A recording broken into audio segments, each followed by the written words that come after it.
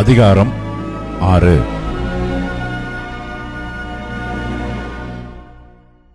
தீர்க்கதரிசிகளின் புத்திரர் எலிசாவை நோக்கி, இதோ நாங்கள் உம்முடன் குடியிருக்கிற இந்த இடம் எங்களுக்கு நெருக்கமாய் இருக்கிறது.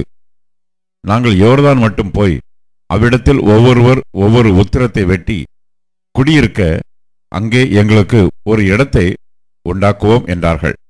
அதற்கு அவன், போங்கள் என்றான். அவர்களில் ஒருவன், நீர் தயவு செய்து உமது அடியாரோட கூட வரவேண்டும் என்றான். அதற்கு அவன், நான் வருகிறேன் என்று சொல்லி அவர்களோட கூட போனான். அவர்கள் யோர்தான் நதி அருகே வந்தபோது மரங்களை வெட்டினார்கள். ஒருவன் ஒரு உத்திரத்தை வெட்டி விழுத்துகையில் கோடரி தண்ணீரில் விழுந்தது. அவன், ஐயோ என் ஆண்டவனே, அது இரவலாக வாங்கப்பட்டதே என்று கூவினான். தேவனுடைய மனுஷன் அது எங்கே விழுந்தது என்று கேட்டான்.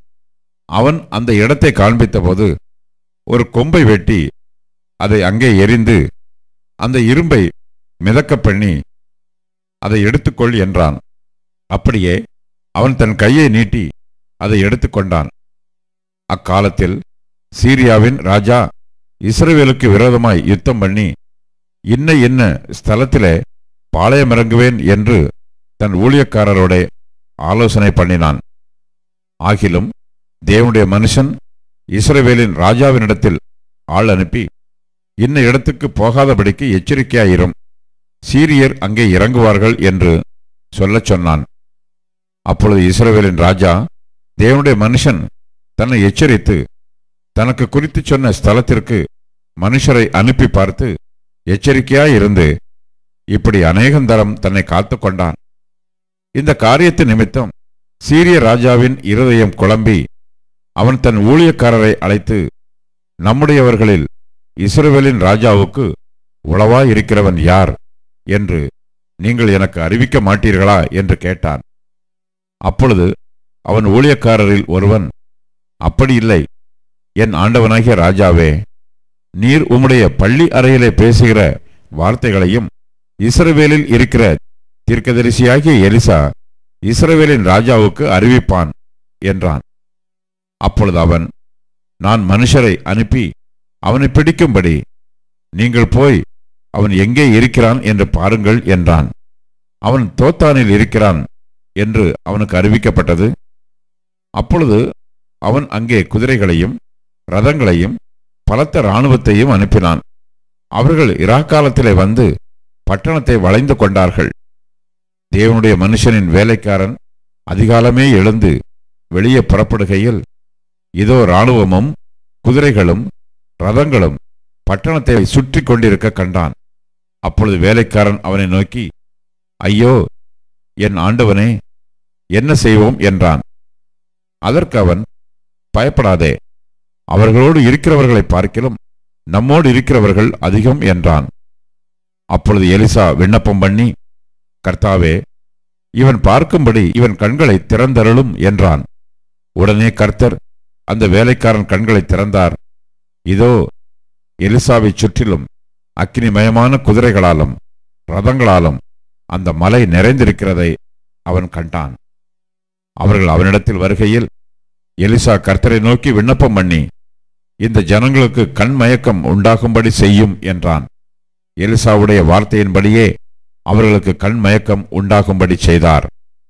அப்பொழுது எலிசா அவர்களை நோக்கி, இது வழி அல்ல, இது பட்டணமும் அல்ல, என் பிறகே வாருங்கள், நீங்கள் தேடுகிற மனுஷனிடத்தில் நான் உங்களை வழிநடத்துவேன் என்று சொல்லி அவர்களை சமாரியாவுக்கு அழைத்து கொண்டு போனான்.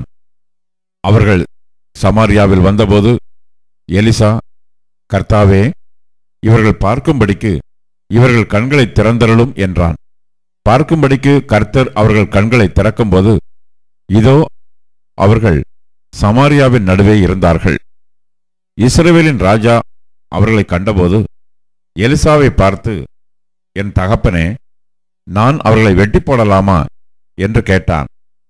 அதற்கு அவன், நீர் வெட்ட வேண்டாம், நீர் உம்முடைய பட்டயத்தாலும் உம்முடைய வில்லினாலும் சிறையாக்கி கொண்டவர்களை வெட்டுகிறீரோ, இவர்கள் புசித்து குடித்து தங்கள் ஆண்டவனிடத்திற்கு போகும்படிக்கு அப்பமும் தண்ணீரும் அவர்களுக்கு எதிரில் வையும் என்றான்.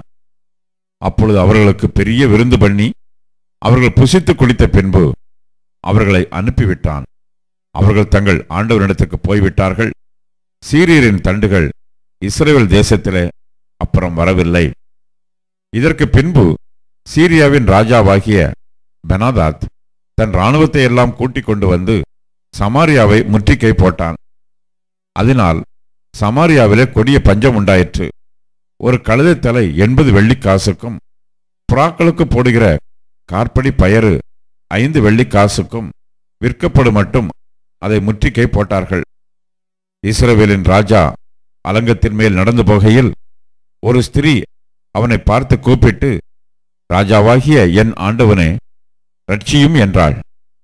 அதற்கு அவன், கர்த்தர் உன்னை ரட்சிக்காதிருந்தால் நான் எதிலிருந்து எடுத்து உன்னை ரட்சிக்கலாம்? களஞ்சியத்திலிருந்தா, ஆலையிலிருந்தா என்று சொல்லி, ராஜா பின்னையும் அவளை பார்த்து, உனக்கு என்ன வேண்டும் என்று கேட்டான். அதற்கு அவள், இந்த ஸ்திரீ என்னை நோக்கி, உன் மகனைத்தா, அவனை இன்று தின்போம், நாளைக்கு என் மகனை தின்போம் என்றாள். அப்படியே என் மகனை ஆக்கி தின்றோம். மறுநாளில் நான் இவளை நோக்கி, நாம் உன் மகனை தின்ன அவனை தா என்றேன். அவள் தன் மகனை ஒழித்து விட்டாள் என்றாள். அந்த ஸ்திரீயின் வார்த்தைகளை ராஜா கேட்டவுடனே அலங்கத்தின் மேல் நடந்து போகிற அவன் தன் வஸ்திரங்களை கிழித்து கொண்டான். அவன் உள்ளே தன் சரீரத்தின் மேல் இரட்டு உடுத்தியிருக்கிறதை ஜனங்கள் கண்டார்கள். அவன் சாப்பாத்தின் குமாரனாகிய எலிசாவின் தலை இன்றைக்கு அவன் மேல் இருந்தால் தேவன் அதற்கு சரியாகவும் அதற்கு அதிகமாகவும் எனக்கு செய்ய கடவர் என்று சொன்னான். எலிசா தன் வீட்டில் உட்கார்ந்தான். மூப்பரும் அவனோடு உட்கார்ந்திருந்தார்கள்.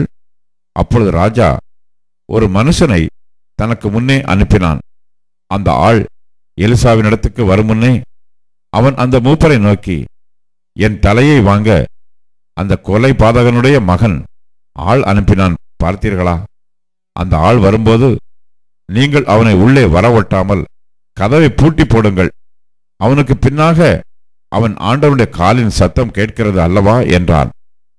அவர்களோடு அவன் பேசிக் கொண்டிருக்கையில் அந்த ஆள் அவனிடத்தில் வந்து, இதோ இந்த பொல்லாப்பு கர்த்தரால் உண்டானது. நான் இனி கர்த்தருக்காக காத்திருக்க வேண்டியது என்ன என்று ராஜா சொல்லுகிறார் என்றான்.